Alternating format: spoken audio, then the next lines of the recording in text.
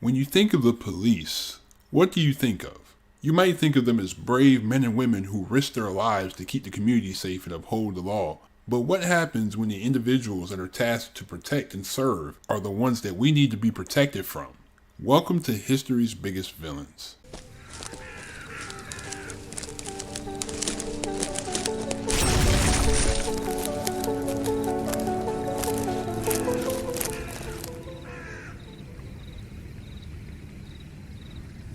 Not much is known about his early life. All we really know at this point is that Carrick was born in Salisbury, Wiltshire, England on January 4th, 1975.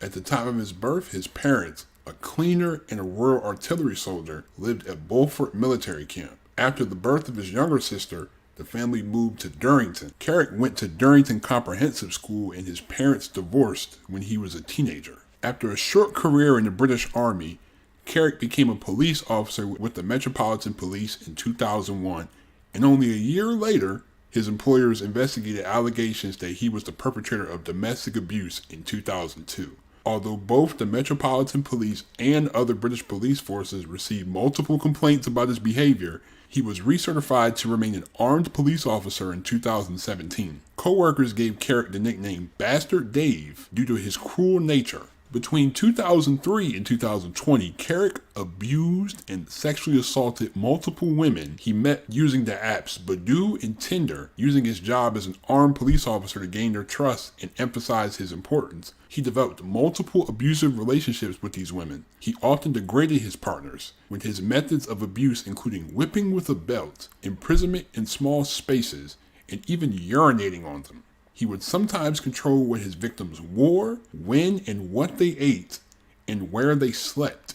He would sometimes ban them from eating altogether. In October 2021, another woman reported to the police that he had date raped her a year earlier, deciding to come forward in response to the murder of Sarah Everard by Met Officer Wayne Cousins. When officers showed up to Carrick's home, with David being shirtless, asking permission to search his home, he said, "There's no necessity. For fuck's sake. I've only been a police officer for 20 years. A video of his 2021 arrest shows him shaking his head and asking if officers are going to take him away half-dressed. "What are you searching for?" he asks, referencing to the allegation dated back a year, allegedly taking place at St. Albans. I actually do have a video of his arrest back in 2021, so here you go. These are the necessities that I've just explained to you. No necessities. Well, keep going. Well, that's one of three, one of four. So, okay.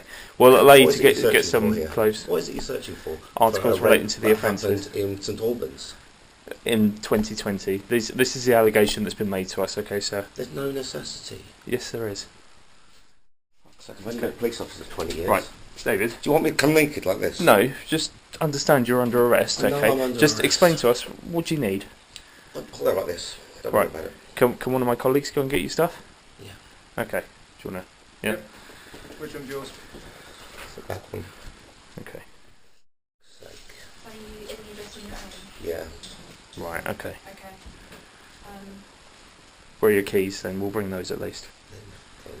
It has been previously revealed Carrick remarked, quote-unquote, "not again" when he was detained on suspicion of rape, in an apparent reference to a July 2021 claim against him. Following news of Carrick being charged with rape in October 2021, 12 women came forward to reveal attacks by the officer between 2003 and 2020. Following his arrest, he was suspended from police work. A little too late, I might say. Carrick initially pleaded not guilty to all the charges against him. As of May 2022, he was being held on remand at HM Prison Belmarsh in southeast London. While Carrick was held in remand, he had reportedly attempted suicide. I just find it weird how these people have no emotions when they subject people to these horrible treatments, but now all of a sudden, when they have to be shown accountability, they don't want to live anymore. It just seems like a really weird cycle to me. During the trial, he showed no emotion in court, sitting in the dock with his eyes closed and his head down. Several victims came to the stand and told the court that Carrick would lock them in a closet under the stairs in his home for hours on end without food. Some of the women were forced to clean his house while nude. He also controlled some of them financially, and in some cases, making sure the women cut off contact with other men and their children entirely, even calling some of them his quote-unquote slaves on occasion. Many were too afraid to come forward to police, fearing that they would never be believed, and Carrick's status as a police officer made him untouchable. In December 2022, at the Old Bailey Criminal Court in central London, Carrick pleaded guilty to 49 charges, including 24 of rape. On January 16th of 2023, at Southwark Crown Court, he pled guilty to 4 more rape charges. Carrick's sentencing hearing at Southwark Crown Court began on February 6th of 2023. On February 7th, he subsequently received 36 life sentences, but he has a minimum of 30 years plus 239 days before he is eligible for parole. However, the following day, the Attorney General office announced that after quote-unquote multiple requests, they would be reviewing the sentence under the unduly lenient sentence scheme. If he has 36 life sentences, why is there a chance that he can get paroled?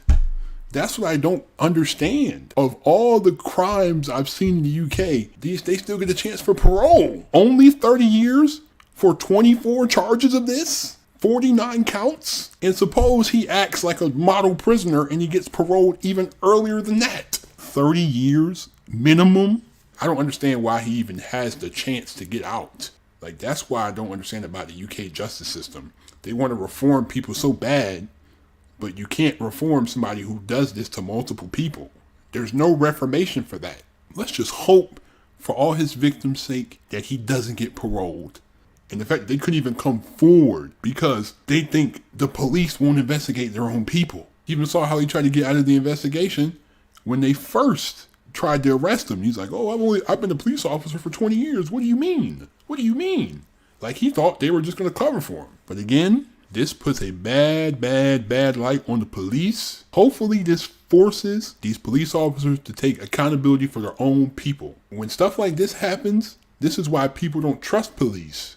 When stuff like this happens, when there's several incidents and people know it's a pattern, but yet they won't do anything about it. Like, they knew this back in 2017 that he was doing stuff, but yet they let him still continue to be a police officer and abuse his power. But anyway, that's all I had. That's just despicable person. But again, I really appreciate all the support that you guys have been giving me. Leave a like if you enjoyed this video. Hit the subscribe button if you're new to the channel. Check out my post notifications. Turn those on. I'm out. Peace.